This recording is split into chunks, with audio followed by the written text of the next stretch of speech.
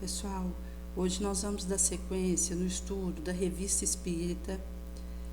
Estamos no ano de 1858, mês maio.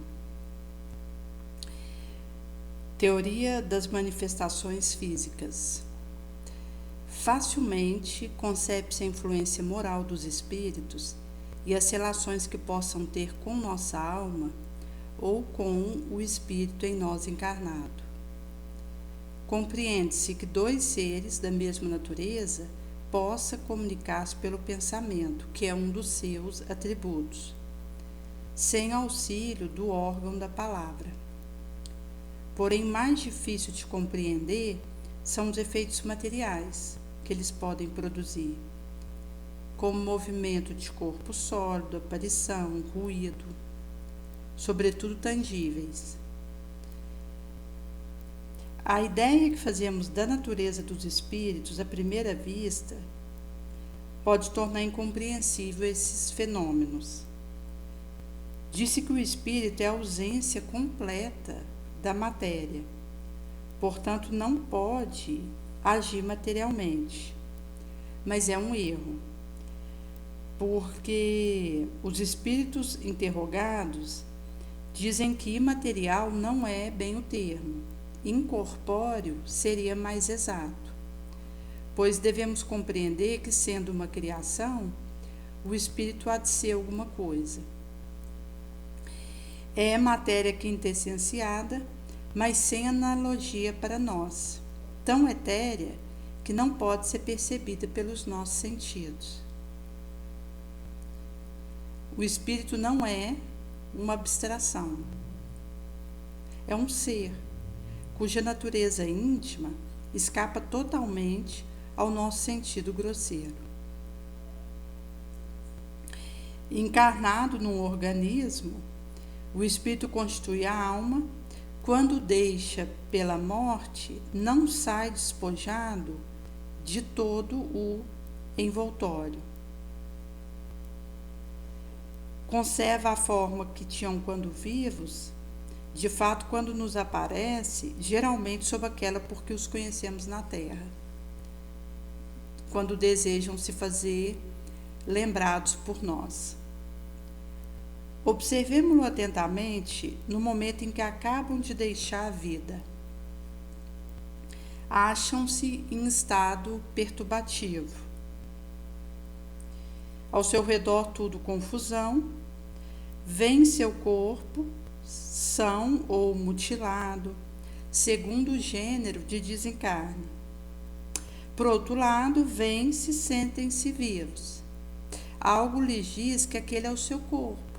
Não compreendem, porque deles estão separados. O laço, pois, que os unia, não está ainda completamente rompido. Dissipado esse primeiro momento perturbatório, o corpo torna-se para eles uma roupa velha, da qual se despojaram, não lamentam, mas continuam a se ver em sua forma primitiva. Isso resulta de observação feita com inúmeros sensitivos. Consono narrado por certas manifestações produzidas pelo Sr. Rowe e outros médios desse gênero, aparece mão, quem tem toda a propriedade de mão viva, que tocamos, que esvanecem repentinamente, que nos seguram. A alma, sim, não deixa tudo no caixão, leva alguma coisa consigo. Então, Kardec vai trazer que haveria em nós duas espécies de matéria.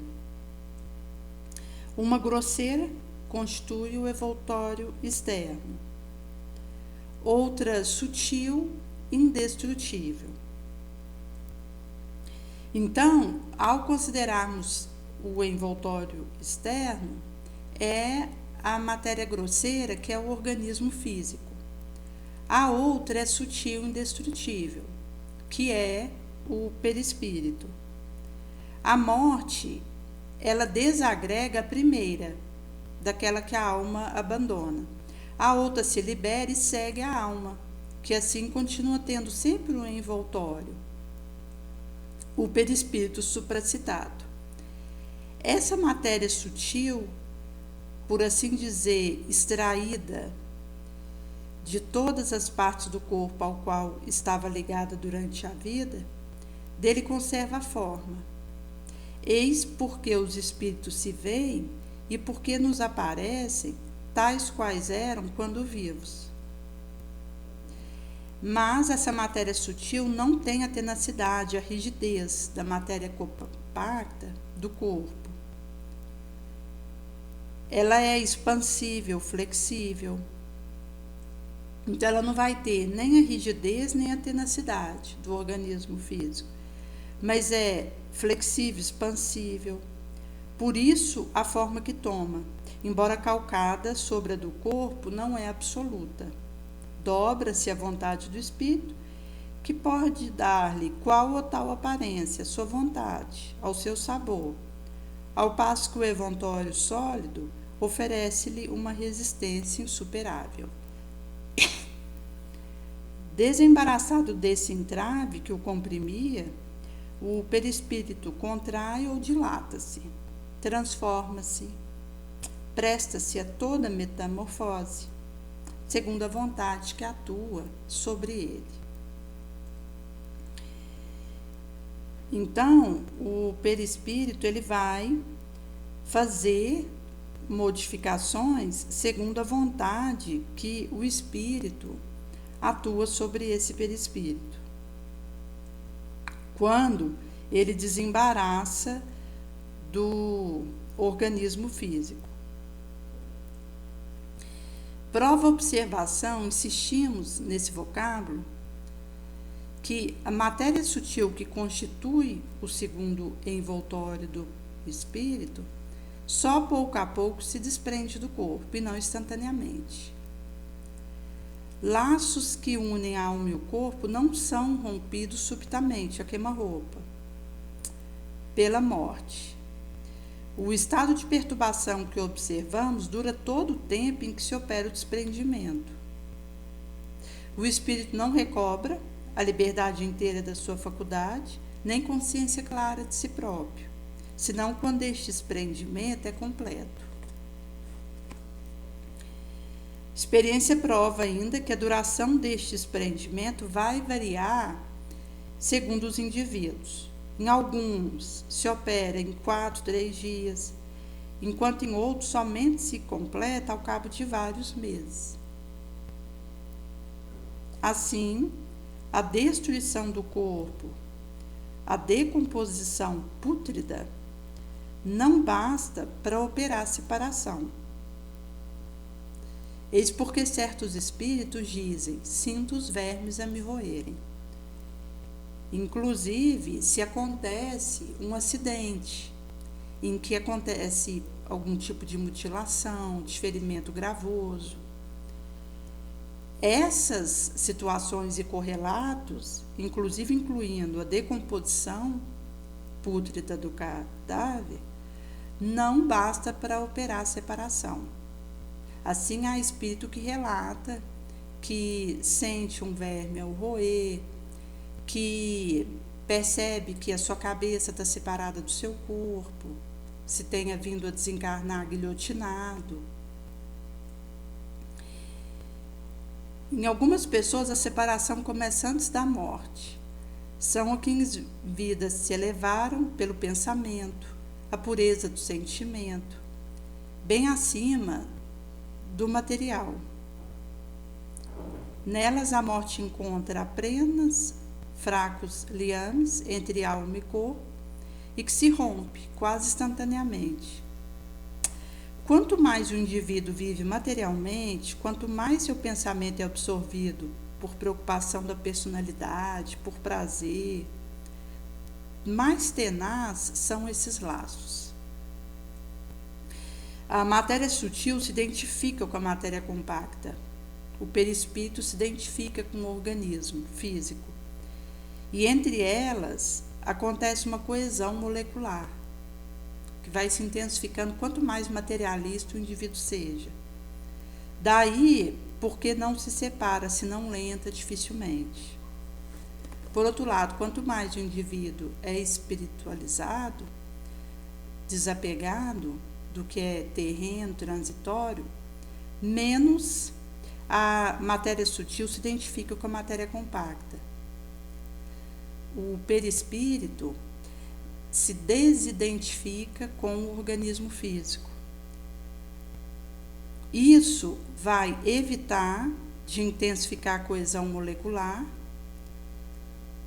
e vai ter como consequência legítima uma separação mais rápida, mais tranquila do organismo físico morto,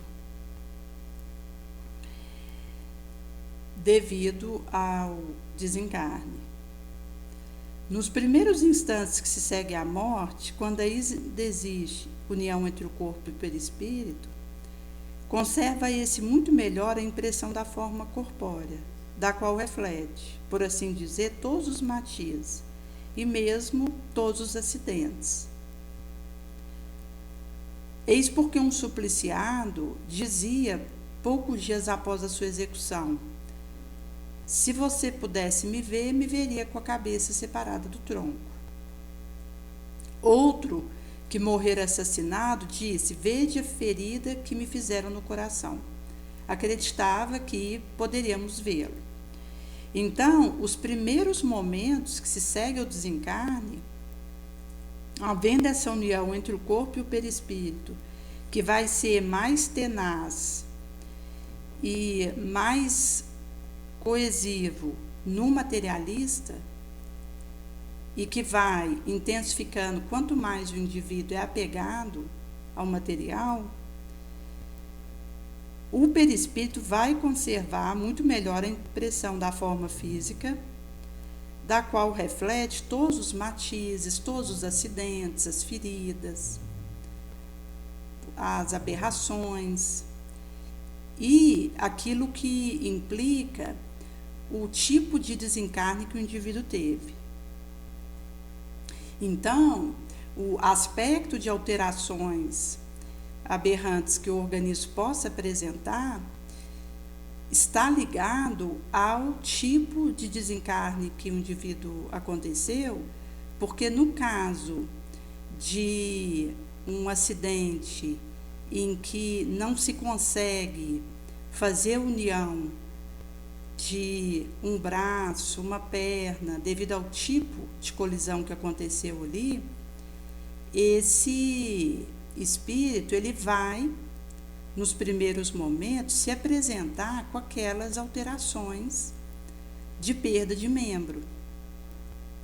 É por isso que, quanto mais a gente eleva, espiritualiza, mais nós teremos condições de sairmos do local do nosso desencarne e desconectarmos do organismo físico agora inerte, na condição que ele se apresentar.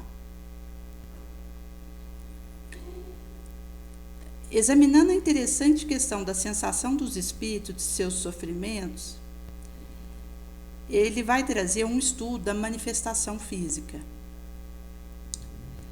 O espírito revestido do seu envoltório semimaterial ou perispírito, tendo forma, aparência que possuía quando encarnado. Alguns dizem: a minha aparência está em tal lugar. Evidentemente estão aí os manes dos antigos. A matéria desse envoltório é bastante sutil para escapar à nossa vista, e em seu estado normal, mas nem por isso deixa de ser visível. A percebemos primeiro pelos olhos d'alma, nas visões produzidas durante sonhos. Essa matéria eterizada é passível de modificação. O próprio espírito pode fazê-la sofrer uma espécie de condensação, que a torna perceptível ao olho material. É o que acontece na aparição vaporosa. A sutileza dessa matéria permite-lhe atravessar o corpo sólido, razão porque tais aparições não encontram obstáculo e só desvanecer através de paredes.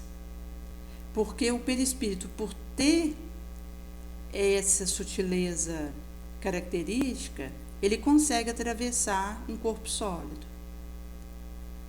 Consegue desvanecer através de uma parede, não encontra obstáculo, óbice. A condensação pode chegar a ponto de produzir tangibilidade, resistência. É o caso de mãos que podemos tocar, ver. Mas essa condensação, única palavra de que nos podemos servir para exprimir o nosso pensamento, embora a expressão não seja perfeitamente exata,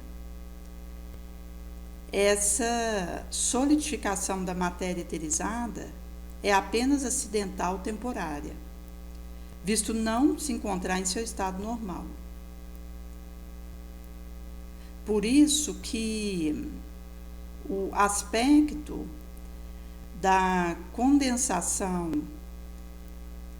ou solidificação da matéria eterizada, ela é acidental temporária porque não é o estado normal do nosso espírito desencarnado, que vai estar com o seu perispírito.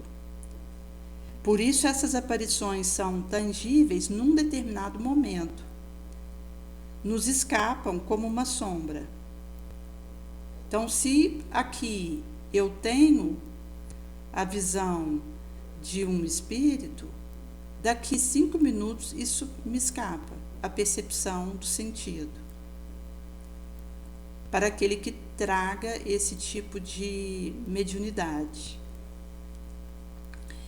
Apesar que vai ter aí uma diferenciação, porque no caso de aparição, os que estejam presentes visualizam, ao passo que acontecerá a vidência através dela mesma, um médium vê um espírito que os outros circunpresentes não veem.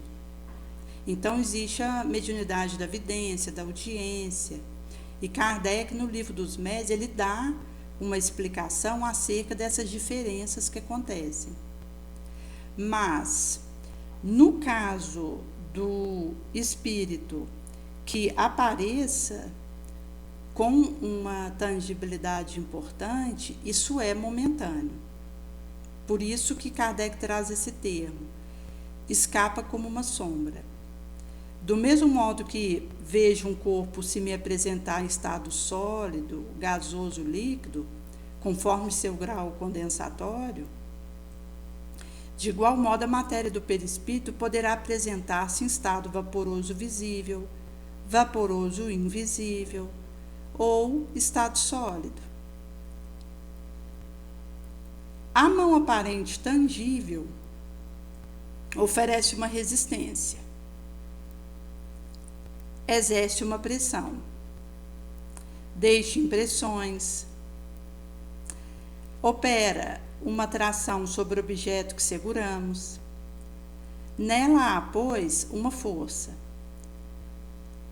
Esses fatos nos conduzem a explicar as manifestações físicas. Essa mão obedece a uma inteligência, por agir espontaneamente, dá sinal inequívoco da vontade e obedece a um pensamento. Pertence, pois, a um ser completo, que se nos revela apenas por essa parte de si mesmo. A prova disso é a impressão que produz das partes invisíveis. Os dentes deixando marcas impressas na pele, provocando uma dor. Entre as diferentes manifestações, uma das mais interessantes é o toque espontâneo do instrumento musical. Acordeão e piano parecem ser, para esse efeito, instrumentos de predileção. A mão tem a força de segurar um objeto, pode muito bem apoiar-se sobre as teclas e fazê-las ressoar. Aliás, só e vimos dedos da mão em ação. Quando a mão não é vista, vem-se a tecla se agitar e o fole abrir-se, fechar-se. Essas teclas só podem ser movidas por mão invisível, dando prova de sua inteligência, tocando área perfeitamente ritmada e não como um incoerente som, mostrando aí um domínio do instrumento por esse espírito. Vês que essa mão pode enfiar-nos as unhas na carne, nos beliscar, arrebatar aquilo que temos na mão, desde que havemos apanhar e transportar um objeto, como faríamos nós próprios, pode muito bem levantar e derrubar uma mesa, dar pancada, agitar uma campainha, puxar a cortina, até mesmo dar-nos uma invisível bofetada. Nesse sentido que essa mão tem a mesma força tanto no estado vaporoso invisível quanto no estado tangível. Os vemos quando, numa comparação, para explicar essa percepção, o ar derruba edifício, gás lança projétil, fluido do ímã levanta massa, eletricidade transmite sinal. Em sendo assim, a matéria eterizada do perispírito não é menos poderosa. Não a queiramos submeter à nossa experiência de laboratório e à nossa fórmula algébrica. Sobretudo por havermos tomado o gás como termo comparativo. Não lhe atribuamos propriedades idênticas, nem computamos suas forças como calculamos a do vapor. Até o momento escapa todo o nosso instrumento. É uma nova ordem de ideia que está fora da alçada da ciência exata.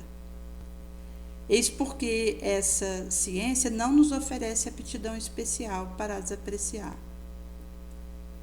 Mas aqui ele vai explicar que foi dado essa teoria do movimento do corpo sólido sob a influência do espírito, para mostrar a questão sob toda face e provar que, sem nos afastarmos muito da ideia preconcebida, podemos dar-nos conta da ação dos espíritos sobre matéria. Há outra de elevado alcance filosófico, dada pelos próprios espíritos, a lançar sobre essa questão luz inteiramente nova. Nesse sentido que compreendemos melhor depois de a havermos lido. Útil é conhecer todo o sistema, a fim de se poder compará-los.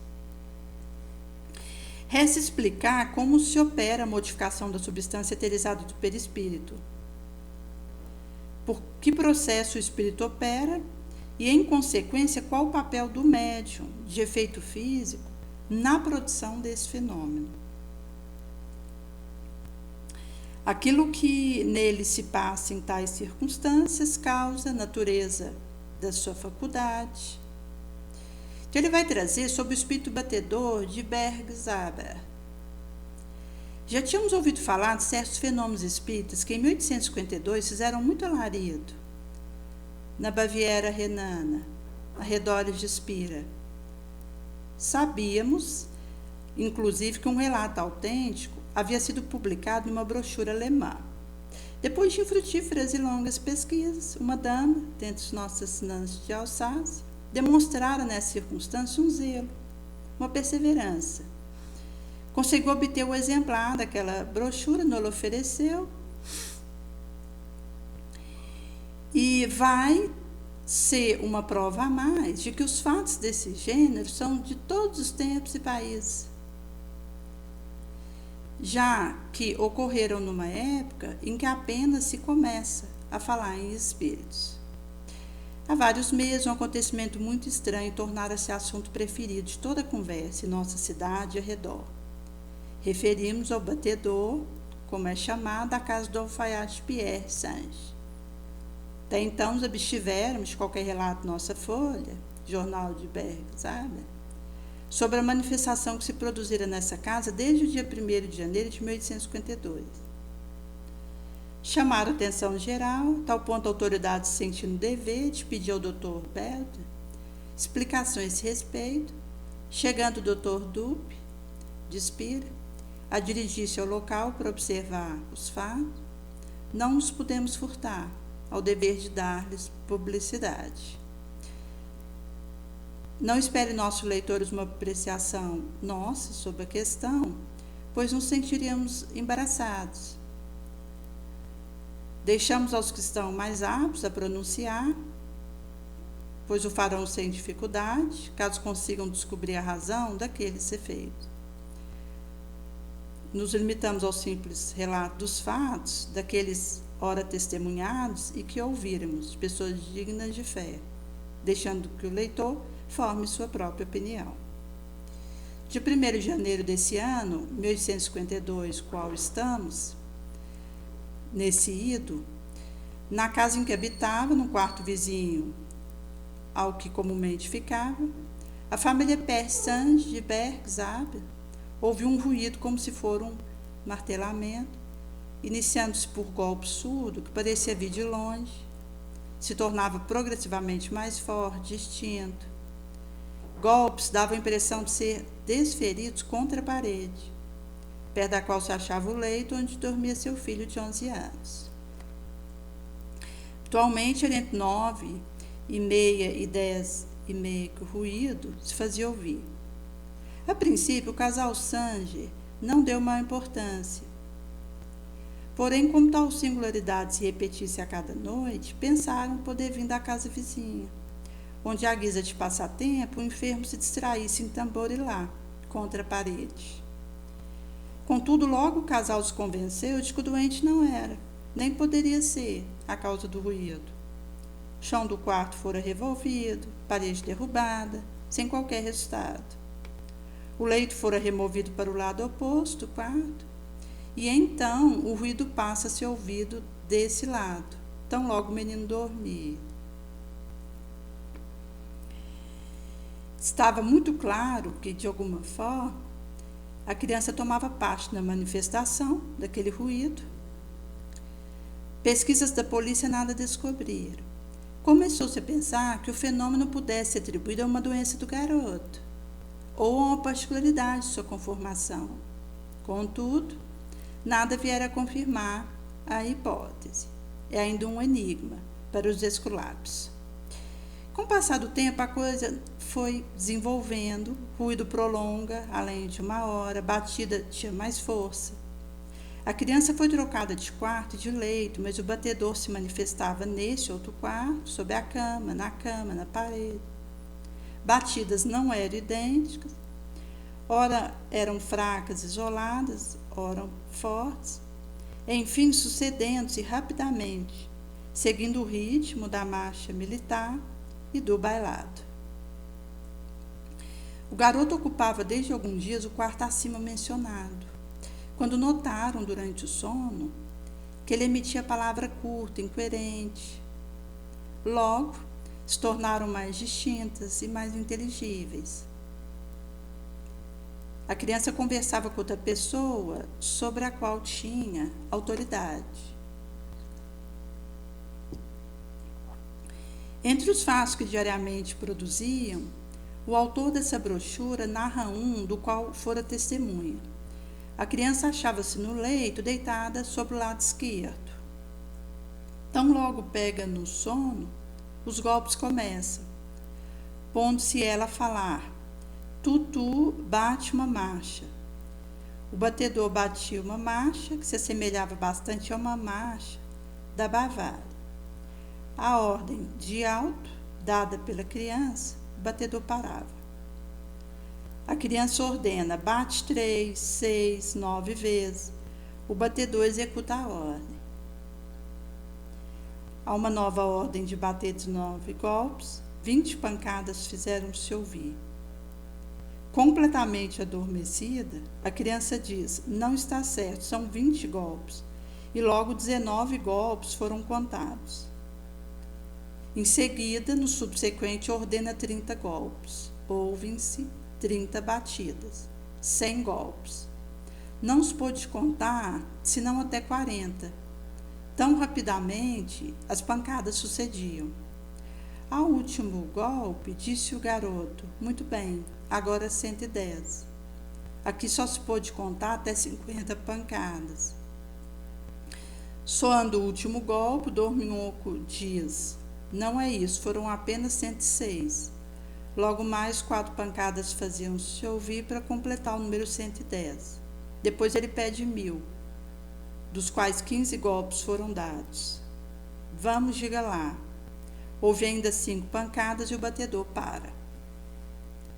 Então os assistentes tiveram a ideia de ordenar diretamente ao batedor, executando este as ordens que lhe eram dadas. Ele se calou à ordem de alto, silêncio, paz.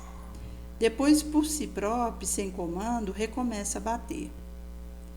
Num canto do quarto, em voz baixa, um dos assistentes diz que queria ordenar. Apenas pelo pensamento, 6 batidas. O experimentador postou-se diante do leito, não disse sequer uma palavra, foram ouvidas as 6 pancadas. Ainda por pensamento, foram comandados 4 golpes foram batidos. Mesma experiência tentada por outras pessoas, nem sempre com sucesso. Logo a criança distende os membros, afasta o cobertor e se levanta. Quando lhe perguntaram o que havia acontecido, responde que tinha visto um homem grande, mal encarado, que se mantinha diante do seu leito, apertar-lhe os joelhos. Acrescentou que sentia dor no joelho quando o homem batia. A criança dormiu novamente, as mesmas manifestações se reproduziram, até que o relógio do quarto batera 11 horas. De repente o batedor para, o menino entra em sono tranquilo, que foi reconhecido pela regularidade da respiração, e nada mais ouvido naquela noite. O batedor obedecia o comando de bater marchas militares. Várias pessoas afirmaram que quando se lhe pedia uma marcha austríaca, francesa ou russa, ela era batida com muita exatidão. No dia 25 de fevereiro, estando adormecido, o menino diz: não queres mais bater agora, queres arranhar. Pois bem, quero ver como farás. Com efeito, no dia seguinte, 26, em lugar da pancada, houve-se um arranhar, que parecia vir do leito e que se tem manifestado até hoje. O golpe se mistura à raspadela, ora simultaneamente, ora alternadamente, de tal sorte que nas áreas de marcha ou de dança, a raspadura marcava a primeira parte e os golpes a segunda. Conforme pedido, a hora do dia e a idade das pessoas presentes eram indicadas por raspagem ou por golpes secos. Em relação à idade das pessoas, às vezes havia erros logo corrigidos na segunda ou terceira tentativas, quando se dizia que o número de pancadas não era exato. Em vez de dar a idade pedida, a miúde, o batedor executava uma marcha. A linguagem da criança durante o sono tornava-se cada dia mais perfeita. O que a princípio não passava de simples palavra ou ordem, muito breve ao batedor, com o tempo se transformaram numa conversa ordenada com os pais. Um dia ele se entreteve com a irmã mais velha sobre assunto religioso, tom de exortação, de instrução. Disse-lhe que devia ir à missa, orar todos os dias, mostrar submissão, obediência aos pais. À noite, retomou o mesmo assunto da conversa. Em seus ensinamentos nada havia de teológico, mas apenas algumas noções que se aprende no banco escolar. Antes dessas palestras, pelo menos durante 1 hora, ouvia-se pancada, arranhão, não somente durante o sono do garoto, mas até mesmo no estado de vigília. Vimos-lo beber, comer, enquanto raspadela e batida se manifestava, e também acordado, dando ordem ao batedor, que foram todas executadas. Na noite de sábado, 6 de março, havendo o menino predito a seu pai, durante o dia completamente desperto, que o batedor apareceria às 9 horas, várias pessoas se reuniram na casa do Sanger. Às 9 horas, em ponto, 4 golpes foram batidos na parede, com tanta violência, que os assistentes se assustaram. Pela primeira vez, as batidas foram dadas na madeira da cama e exteriormente. O leito abalou-se todo. Esses golpes manifestaram de todo lado da cama, ora num lugar, ora no outro. Arranhadura e pancada alternava-se no leito. A uma ordem do menino e dos presentes, ora os golpes se faziam ouvir no interior do leito, ora no exterior. Ou era no outro ou num.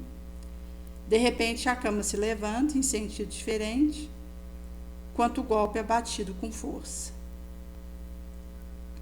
Mais de 5 pessoas tentaram sem sucesso fazê-la voltar ao chão. Tendo sido abandonada, ela se balançou por alguns instantes, retomando depois sua posição natural. Fato esse já houvera ocorrido uma vez, antes dessa manifestação pública. Toda noite, a criança fazia uma espécie de discurso. O garoto, assim que baixava a cabeça, logo dormia, pancada e arranhão começava. Com um golpe ele gemia, agitava a perna, parecia sentir-se mal. O mesmo não ocorria com o raspadela. Chegado o momento de falar, deitava sobre o dorso. Sua face empalidecia, assim como seu braço, mão. Com a mão direita fazia sinal, dizendo: "Vamos, vem para perto do meu leito e junta as mãos. Vou te falar do Salvador do mundo."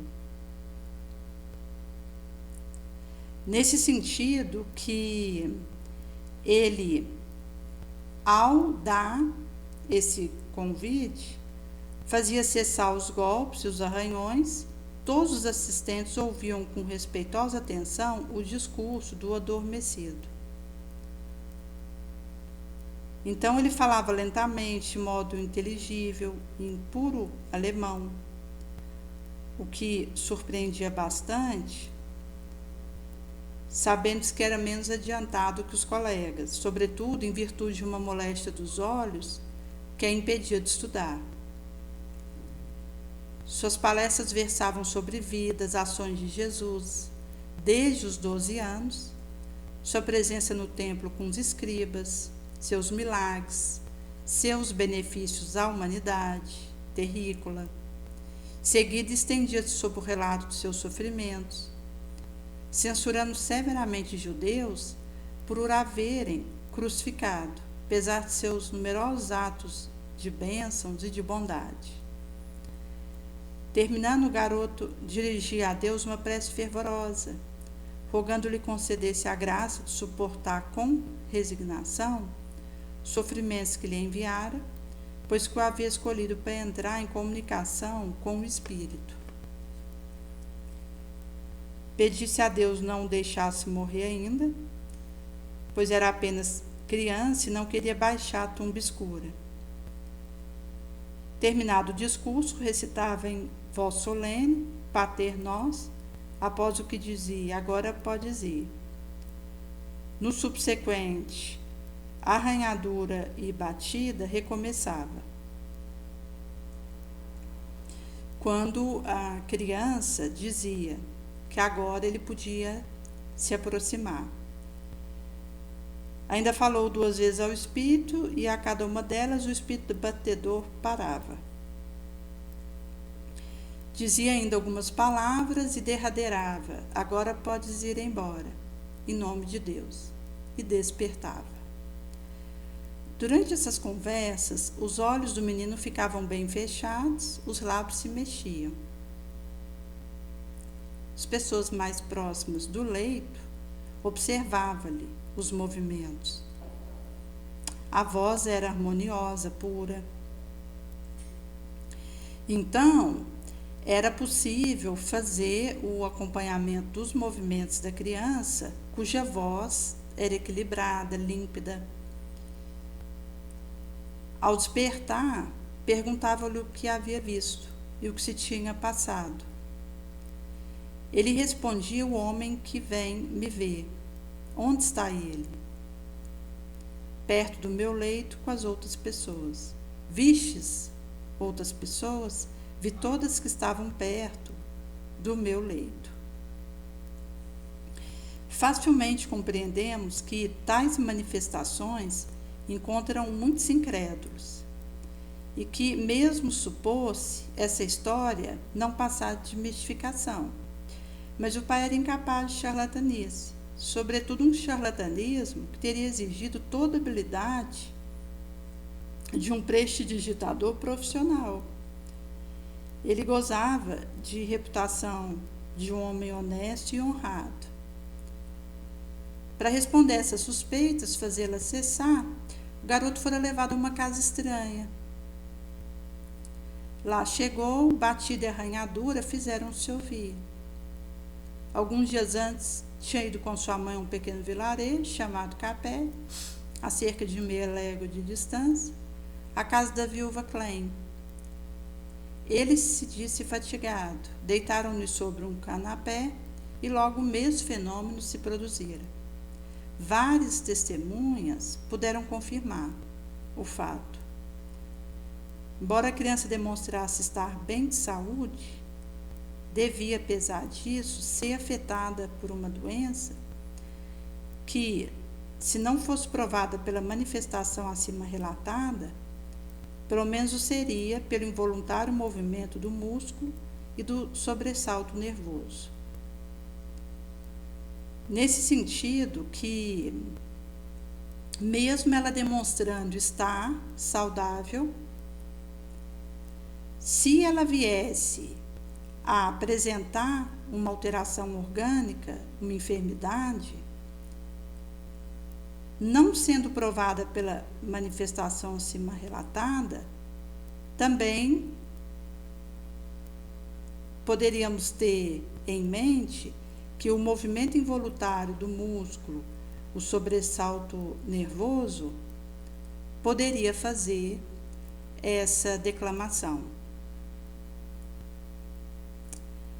Para terminar, destacamos que há algumas semanas a criança fora conduzida à casa do Dr. Beltner, onde deveria permanecer a fim do sábio estudar mais de perto o fenômeno em questão.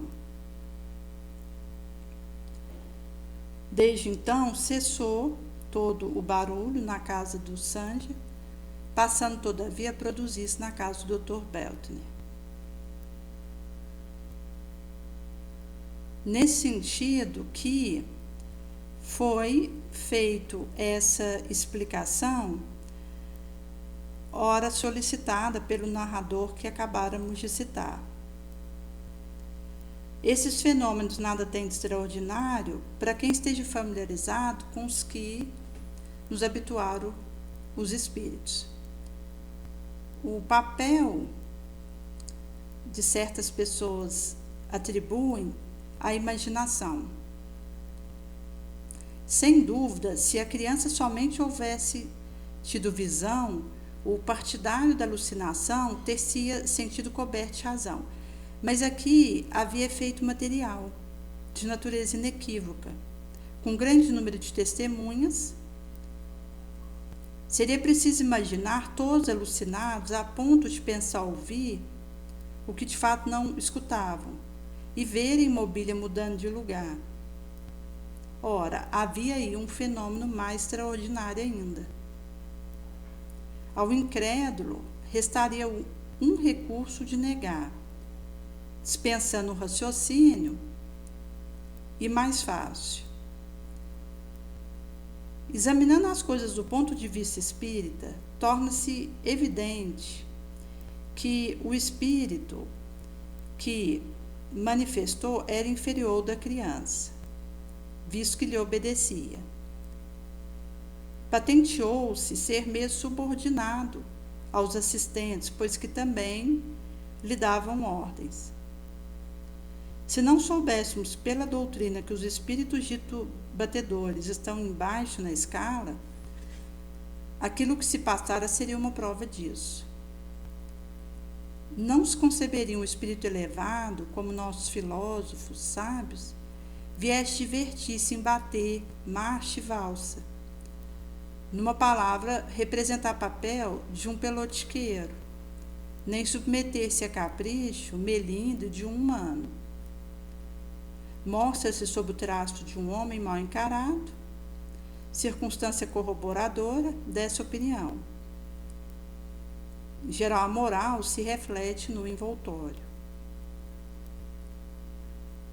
Fica demonstrado que o batedor de Bergsenberg é um espírito inferior da classe do espírito leviano, que se manifesta como tantos outros fizeram e ainda o fazem, todo dia. Hoje, se tem mais experiência sobre essas coisas, não se deixaria vir um visitante tão estranho sem informar o que ele quer. É verdade que nada fez que revelasse má intenção ou maldade. Não experimentou o menino distúrbio, nem moral, nem físico. Só os homens teriam podido perturbar sua moral, ferindo-lhe a imaginação com ridículos contos. E é muito bom não terem feito. Por muito inferior fosse esse espírito, não era malevolente, nem mau. Era simplesmente um desses espíritos tão numerosos que, sem o sabermos, sem cessar, nos rodeiam, se acotovelam conosco e que se agitam incessantemente em torno de nós. Nessa circunstância, pode ter agido por mero capricho, como também o poderia fazer por instigação de um espírito elevado, com vista a despertar a atenção dos terrícolas, desconvencer da realidade de um poderio superior, que se encontra fora do mundo corpóreo. Quanto à criança, é certo que era um desses médiuns de efeitos físicos, malgrado seu, dotado dessa faculdade, e que estão para outros médios como o sonâmbulo natural está para o sonâmbulo magnético. Essa faculdade dirigida por um homem experimentado nessa nova ciência poderia ter produzido coisas mais extraordinárias ainda, suscetíveis de lançar luz nova sobre esses fenômenos, que são maravilhosos para aquele que o não compreende. No subsequente, Kardec vai trazer algumas dissertações morais ditadas por São Luís, a senhorita Hermance du Faux, 19 e 26 de janeiro de 1858, sobre o orgulho. Um homem soberbo possuía alguns hectares de boa terra. Sentia-se envadecido por grande espiga que cobria seu campo, olhava com desdém o campo estéril do humilde. Esse levantava ao cantar do galo, permanecia o dia todo curvado sob o solo ingrato. Recolhia pacientemente os seixos e os lançava à beira do caminho. Revolvia profundamente a terra, arrancava com dificuldade o espinheiro que a cobria. Ora, seu suor fecundou o campo e ele colheu o melhor trigo. Entretanto, o joio crescia no campo do indivíduo soberbo e sufocava o trigo. enquanto o dono se vangloriava de sua fecundidade, olhando com ar de piedade os silenciosos esforços do humilde. Em verdade vos digo que o orgulhoso é semelhante ao joio, que abafa o bom grão. Aquele dentre vós que acredita valer mais que seu irmão, que disso se vangloria, é insensato. Sábio, porém, é o que trabalha por si mesmo, como humilde no seu campo glebal, sem se envaidecer da sua obra. Havia um homem rico e poderoso que desfrutava o poder do príncipe. Morava em palácios, numerosos serviçais esmeravam-se por lhe adivinhar os desejos. Um dia suas matilhas acossavam os servos nas profundezas da floresta, quando percebeu um pobre lenhador que caminhava com muita dificuldade, sob o peso de um feixe de lenha. Chamou-o e disse-lhe: Vil escravo, por que passas teu caminho sem te inclinares perante mim? Sou igual aos senhores da terra. Nos conselhos minha voz decide a paz ou a guerra, e os maiorais do reino curvam-se em minha presença. Fica sabendo que sou sábio entre os sábios, poderoso entre os poderosos, grande entre os grandes. Minha posição elevada é obra de minhas mãos. Senhor, respondeu o pobre homem, temi que minha saudação humilde fosse uma ofensa para vós. Sou pobre, não possuo outro bem senão meus braços. Mesmo assim não desejo vossas grandezas enganosas. Durmo a sono solto, não receio, como vós, que o prazer do mestre me faça cair em minha obscuridade. Ora, o príncipe se aborreceu com orgulho de soberbo, os grandes humilhados apoderaram-se dele e o precipitaram das culminâncias de seu poder. Como a folha seca que o vento varre do alto de uma montanha. Mas o humilde continuou tranquilamente seu rude trabalho, sem se preocupar com o dia seguinte. Nesse sentido, que vai mostrar que o príncipe se aborrecera com o aspecto orgulhoso, arrogante desse soberbo, os grandes humilhados se apoderaram dele, o precipitaram das culminâncias do seu poderio, como a folha seca que o vento varre do alto de um cume montanhoso. Mas, quanto ao humilde, continua tranquilamente seu labor rude, sem se preocupar com o dia seguinte. Terceiro, soberbo, humilha-te, porquanto a mão do Senhor dobrará teu orgulho até que se reduza a pó. Escuta, nasceste onde te lançou a sorte. Saíste do seio de tua mãe, despido e fraco, como o último dos homens. Por que levas mais alto a fronte do que os teus semelhantes, tu que, como eles, nasceste para a morte, para a dor?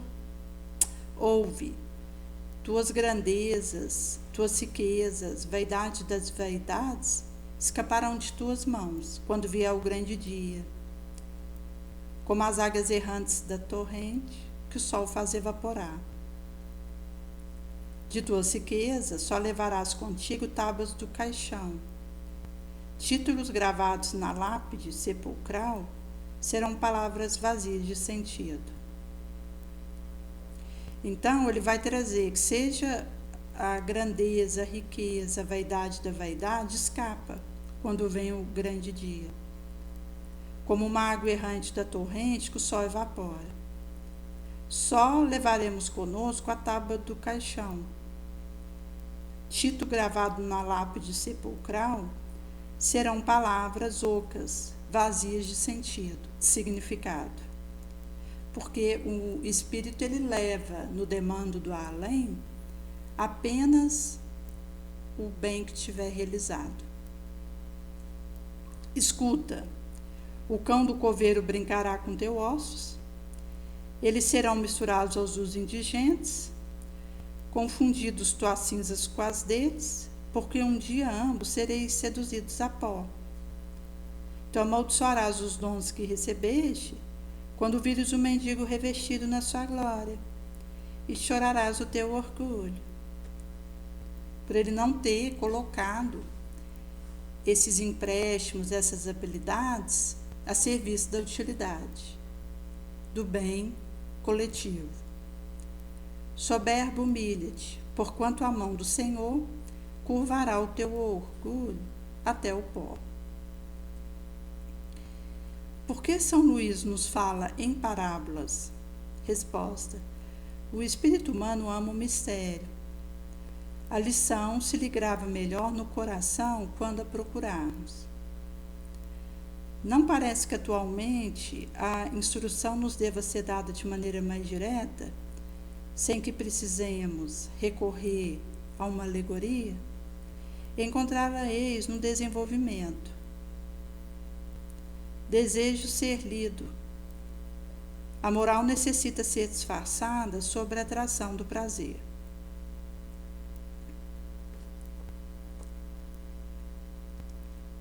Então, trago o problema moral dirigido a São Luís.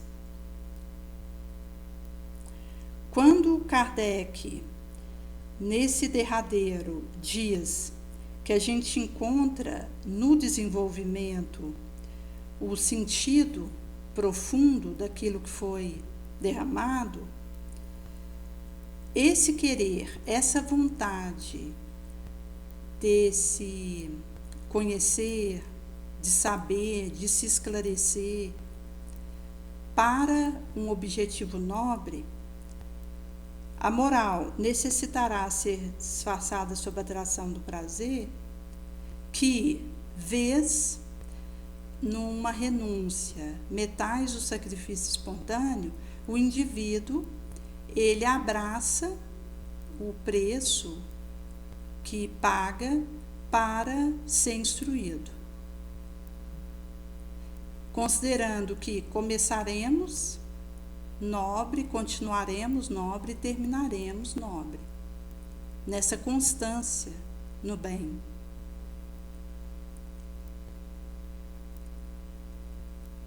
Nesse sentido que de 2 homens ricos, um nascera na opulência e jamais conheceu dificuldade, o outro deve sua fortuna ao próprio trabalho. Ambos a empregam exclusivamente na satisfação pessoal. Qual dos dois é mais culpável? O que conheceu o sofrimento, por saber o que é sofrer. O que acumula incessantemente, sem fazer o bem a ninguém, acha uma desculpa válida em sua consciência de que acumula para deixar para os filhos? É um compromisso com a consciência má. De 2 ávaros, o primeiro se priva do necessário, morre de precisão sobre o próprio tesouro. O segundo só é avarento para os outros, sendo pródigo para si próprio. Enquanto se nega o menor sacrifício para prestar um obséquio, fazer algo de útil, nada economiza para a satisfação do seu prazer pessoal. Se lhe pede um favor, está sempre de má vontade. Se quer entregar-se a uma fantasia, nunca lhe falta ensejo de realizar. Qual o mais culpado? Qual deles terá um lugar pior no mundo espiritual? O que goza. O outro já encontrou sua própria punição. Aquele que em vida não empregou de maneira útil a fortuna, encontrará alívio em fazer o bem após a morte, pelo destino que lhe dá? Não, o bem vale o que custa. E aqui é interessante porque ele vai explicar que se eu desejo realizar uma ação positiva, eu tenho que fazer o quanto antes. Se eu esperar um tempo, pode ser que eu já não esteja mais encarnada. E no além, a boa intenção de ter feito não resolverá, porque eu não fiz. Por esse motivo que ele vai responder que o bem vale o que custa no movimento que eu me obrigo a fazer para deixar coisas boas enquanto estou aqui. Porque não adianta no astral eu olhar para trás e chorar pequi, por não ter aproveitado o meu tempo, por não ter me tornado útil, por não ter feito boas insementações. Eu vou ter que recomeçar a tarefa em condição mais rude, seja na expiação, em provas mais difíceis, para ferir a minha capacidade de produzir elevado enquanto eu estou aqui.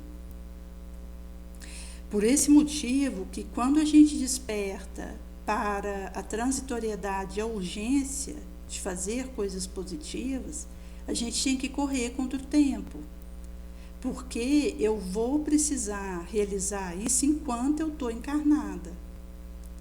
Inclusive porque, enquanto nós estamos na Terra, a boa intenção não bastará também. Eu preciso conseguir aliar julgamento, perspicácia, adaptabilidade, bom senso,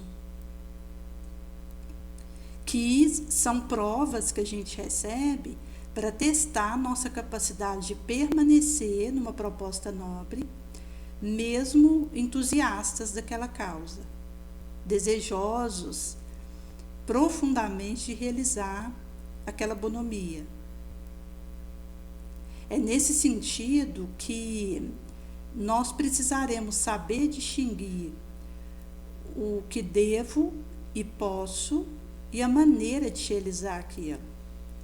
E de perceber se posso, mas não devo, ou devo, mas não posso, como a Joana traz para nós. Porque aí eu preciso recuar, senão seria precipitação, temeridade, imprudência. E Kardec, ele frisa muito isso ao longo da Revista Espírita, que antes um inimigo do que um amigo imprudente. Porque ele explica que na difusão da doutrina espírita, aquele que tem uma boa intenção, mas não tem discernimento, ele pode agir prejudicando mais do que um inimigo confesso faria pela causa. Inclusive, quando percebemos que o adversário, ele é um ensinador, porque nos diz coisas que um amigo não diria. Por isso que um observador atento, que tem pautação na vigilância, ele recebe a crítica, aplica em si aquilo que possa ser aproveitável. Porque o inimigo vai me dizer algo que o amigo não tem coragem de falar.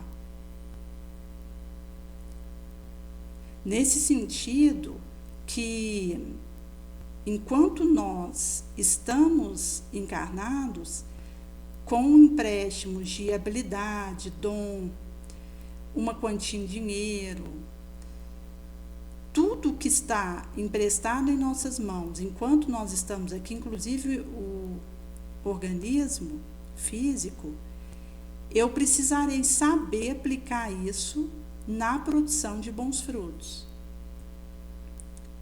Caso contrário, eu vou chegar no astral, olhar para trás e perceber que perdi tempo, que não aproveitei para multiplicar os talentos que tinha. Por isso que ele vai fazer essa pergunta. Se o indivíduo não emprega de maneira útil uma fortuna, depois que ele desencarnar, ele encontra alívio em fazer o bem pelo destino que ele deu?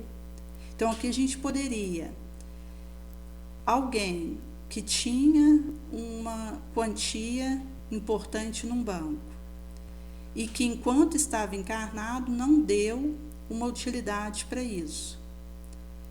ele faz um testamento entregando esse valor para um orfanato. Em sendo assim, ele desencarnando, essa quantia que estava parada no banco vai beneficiar algumas crianças, mas mesmo assim ele vai ter perdido tempo, porque ele teria que ter feito isso enquanto encarnado, num aproveitamento adequado do trabalho, do tempo, da energia. Não é que não vale a intenção que nós temos de fazer movimentações para beneficiar um grupo com o nosso desencarne, mas eu preciso, o quanto antes, tomar aquela resolução, porque é consciencial, é foro e mal. Se eu não ajo de maneira presta na direção que preciso, é uma omissão. E a omissão, ela é um mal tanto quanto realizar algo ruim. Cair no comodismo, na inércia, na inação, na fuga do meu dever, é realizar um mal. É nesse sentido que, inclusive, a questão da situação da Terra hoje é muito mais pelos omissos do que pelos maus confessos, declarados. Porque a porcentagem de pessoas positivamente ruins é pequena. A gente tem uma maioria de indecisos, de omissos. Existe um grupo daqueles que são espíritos comprometidos com as causas do bem. Tem aquele grupo que tanto fez como tanto faz e que se refestela na perda de tempo, na perversidade, na crueldade. Mas tem aquele grupo que, mesmo desejando realizar algo de positivo, omite. E é essa omissão que responde pela maioria que dá espaço para o mal multiplicar na Terra. São aqueles que estão em cima do muro, que responde pela maioria dos terrícolas. E o aspecto das vibrações sombrias que nós temos hoje no orbe é consequência dessa inação, dessa fuga de uma maioria ao dever nobilitante, ao seu propósito de vida. Por esse motivo que ele vai trazer esse aspecto, que vai me custar alguma coisa optar pelo dever. Existe um preço que nós pagamos para acessar as bênçãos de Deus. Quando o indivíduo ele desperta para o seu dever e deseja pagar esse preço e fazer os movimentos que ele precisa, ele vai fazer isso a queima-roupa, inclusive buscando se antecipar nessa ação. Por isso que esse homem que tinha essa fortuna parada, ele vai fazer toda uma reajustação para disponibilizar isso para os necessitados de todo porte, encarnado, tirando daquilo que ele tinha colocado para si, para o seu filho, e entregando isso para aquele que não tem o básico, que precisa de um atendimento diferenciado. Então, é uma ação que me custa, porque a tentativa de nos melhorarmos, de nos reformarmos moralmente, ela é difícil, ela é esforçosa. E ela cria essa condição espiritual de fortalecimento, de estudar a nossa imperfeição, os meios de combatê-la. Inclusive, é uma orientação que vai ser dada por Kardec, que estudar minha fraqueza, minha imperfeição e as formas de vencê-la é um serviço para ontem. Olhar para mim, perceber a minha imperfeição, as minhas dificuldades, as minhas vulnerabilidades e aquilo que preciso realizar para me melhorar, para me aprimorar. Porque a nossa fraqueza ela é vista pelo obsessor. Se eu não ver isso para tentar me fortalecer moralmente, espiritualmente, o obsessor ele vai usar isso para estabelecer brechas em mim, morais, que me levaram a quedas, ao ridículo, a engano. Por isso que o indivíduo, se ele se propõe a essa marcha, ele consegue, pelo autodescobrimento, o autoencontro, ir fazendo esse caminho. O próximo tópico é sobre metades eternas, que nós vamos deixar para a próxima segunda.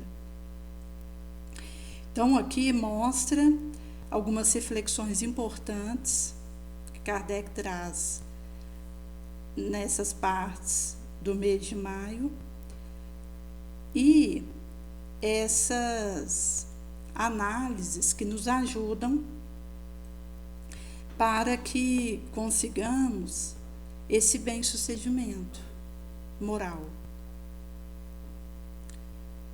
Por esse motivo que a maneira pela qual o verdadeiro espírito encara as coisas desse orbe e o do outro nos leva a dominarmos em nós as mais violentas paixões, mesmo vingança, cólera, porque o indivíduo já não coanuba com isso. Ele rompe com esses sentimentos grosseiros. A questão do que se torna valor inverte, porque aí o que nos traz Jesus passa a ser prioridade e eleição da bondade, do perdão, da benevolência, que nos traz de o perdão para com as falhas alheias, benevolência para com todos e a indulgência. Nesse sentido que a fé ela vai nos dar essa razão fria diante de qualquer adversidade, que é essa lógica flexível.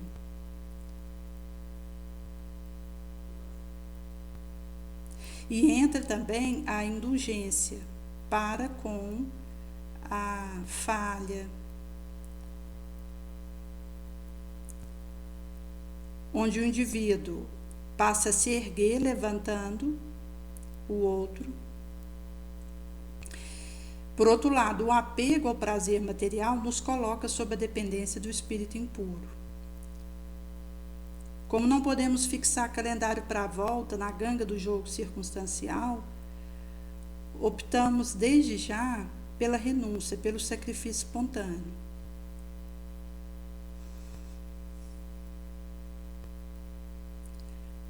Por isso que, do momento que o indivíduo ele opta pelo apego, pelas paixões, vias derivativas, como o ódio, a ira, isso vai criando um represamento e acaba extravasando em desistência, desânimo, temor.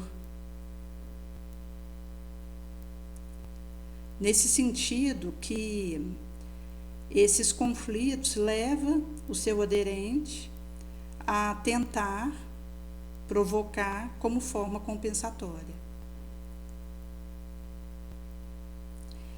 Nesse sentido que quando essa vontade ela é forte, robusta, ela quer realmente.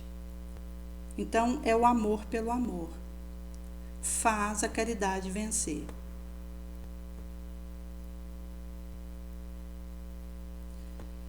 Nesse sentido, que essas reflexões, elas nos trazem essas perspectivas, inclusive porque o homem que ora, ele está mais perto de Deus, em melhor condição de lutar, vencer.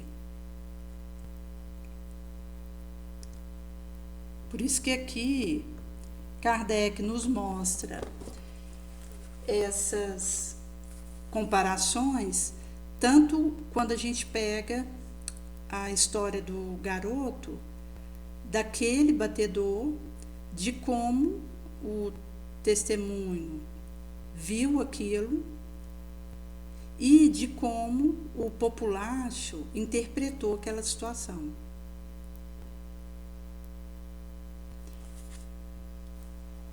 Nesse sentido, que consta não vai ser dito no Evangelho segundo o Espiritismo, o trabalhador de última hora, ele tem direito ao salário, mas é preciso que a sua vontade tenha estado à disposição do Senhor que devia empregá-lo. Seja esse atraso não fruto da preguiça ou má vontade. Teria direito ao salário, porque desde a madrugada esperava impacientemente aquele que o chamaria ao labor. Era trabalhador, só o trabalho lhe faltava. Se houvesse recusado o trabalho a cada hora do dia, se tivesse dito, tenhamos paciência, o repouso não é agradável. Quando a última hora soar, será tempo de pensar no salário do jornadeiro. Que necessidade teria de me incomodar por um Senhor que não conheço, que não amo? Quanto mais tarde, melhor. Este não teria encontrado o salário do obreiro, mas da preguiça, da omissão.